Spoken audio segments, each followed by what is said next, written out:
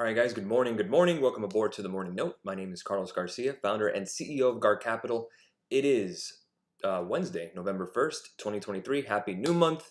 October is in the books. Glad it is. We can move on now to Thanksgiving season, one of my favorite holidays of the year. Let's go ahead and get started around the horn. Dow futures down 53 points this morning.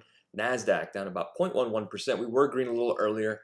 S&P 500 futures 4208 with the Russell at 1662 down about 0.38%. I put out a note on our live market blog, the JOLTS number. This is the job openings number. Remember last month in October when that was a little higher than expected, we had some volatility in the market. We're starting to hit some kind of levels of resistance here. Again, we're ahead of the FOMC. That's at 2 p.m. the rate decision. The expectation is no rate hike. I don't know what will happen. The expectation, I agree with. It's just going to be a hawkish pause. Again, I put the air quotes because they have some really great jargon out there for the Fed. Then at 2:30, we have Fed Chairman Jerome Powell who will be doing a statement and doing the question and answers. Again, we'll see the market as we go.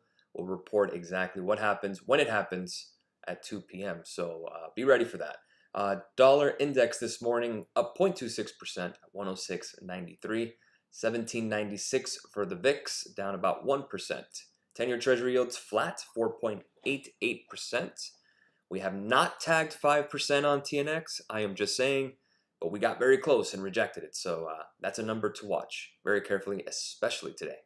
Bonds will tell the tale. Crude oil is up 2.5%.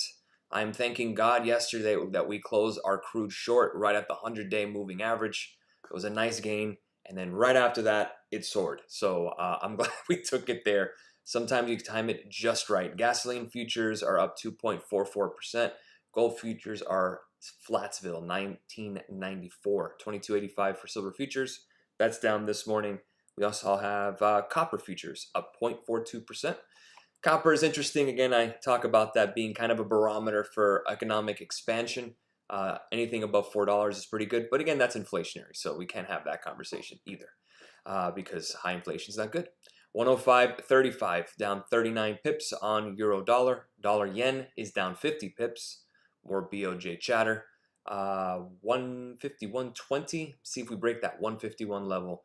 If we can get a little more downside. We did not get to 152. We got to 151.80. So if you took that higher risk setup on the Forex side, my Forex traders on the server, I don't know if you guys cashed out. If you did, but again, we're getting to a point where around 151, we're looking down for some more downside on dollar yen. But again, with the FOMC coming up, we're just going to be very patient on that. 138.69 for the dollar Canadian dollar. I added this pair here.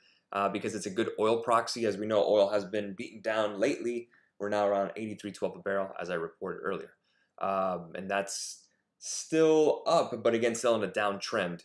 Broke some support. Pound dollar 121.15, down 0.22%. Bitcoin futures 35,285, getting close to the level where we can take a look at futures, up 1%, and Ethereum 1836, up about 0.33% this morning. Let's go and take a look at AMD. AMD yesterday reported earnings, a beat on the top and bottom line. So good news, forecast came in a little weaker than expected, meaning the guidance. So again, a very volatile after-hour session. Got as low as 95.67, then got as high as 99.66. We are now at 98.45, basically flat. So complete Flatsville. This is where you get basically no action. Calls and puts, those premiums are going to be absolutely nuked. This is why it's very difficult to trade earnings. Now, again, we could always open at the bell and get some kind of spike. But to be right at break even after all of that up and down, again, you're pretty much right at the midpoint. There's not much to do there. 98.61 if we go to the daily. I mean, you're between either 100 or you're down to around 92 or 90. And you're right at 98.95. If you can get above 99.89, that's your 200-day. A sustained level there would be nice. But if you could see here on AMD, guys, for the most part, it's actually kind of staying within this range here, just bouncing back and forth. Very clean. So maybe we're just going to get that little bounce. Maybe we get to around 105 or so. Again, we still haven't broken anything on AMD. Still got to get above that 200 moving average at least so we can have a conversation. But then you have your 20 there at 102.71, so maybe we could squeeze a little something out of there. But again, not looking the best. Nvidia is one I was talking about yesterday, and this one actually has a head and shoulders pattern, as you can see. Nice little teardrop there, and held that support. You can see that support there. So it's hanging on by a thread. Watching that very closely. We got that gap to fill right below at 307. You also got the 200-day at 350. So 350 wouldn't be a terrible target. You're right at that midpoint of that gap. Again, we do need to see if we can break the lows. If we break below 391, which is the lows of that session yesterday, then I can start taking a look at the journey to 350, not just the 350 puts. That's a little out of there, depending on time you're looking for. Let's go and take a look at ES this morning. And ES, again, bounced off that 50% retrace. Seems like a relief rally is in the cards, sure. We're still below the 200-day, the 200 MA on the 1 hour. I'm watching that closely. We're rejecting right here.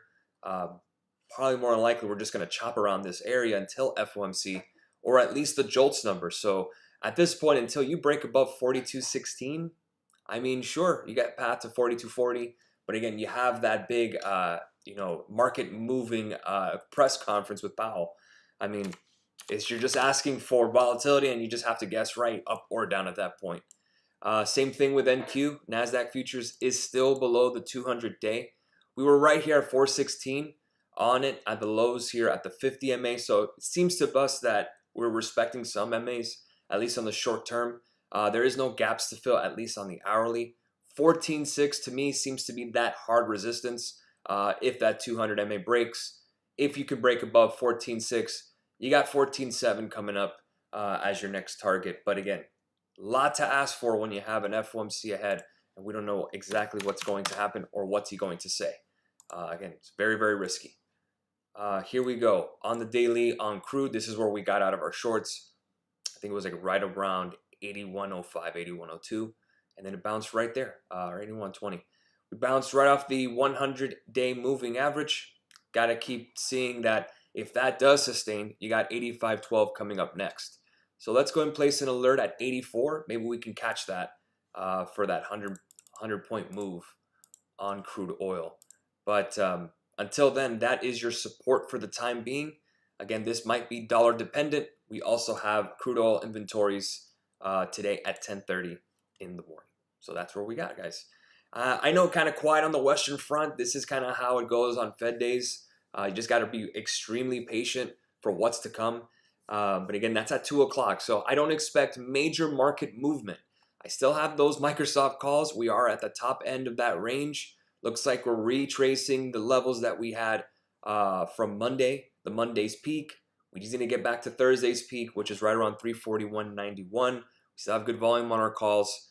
Get me above 340, and we'll be on the move. And hopefully that happens before the Fed, so we can get out and let the runners do their thing. So again, it's all on that. Watch bonds extremely closely. We got yields coming down now at the red mark. Russell at a very key inflection point as well. I typed that up on the blog.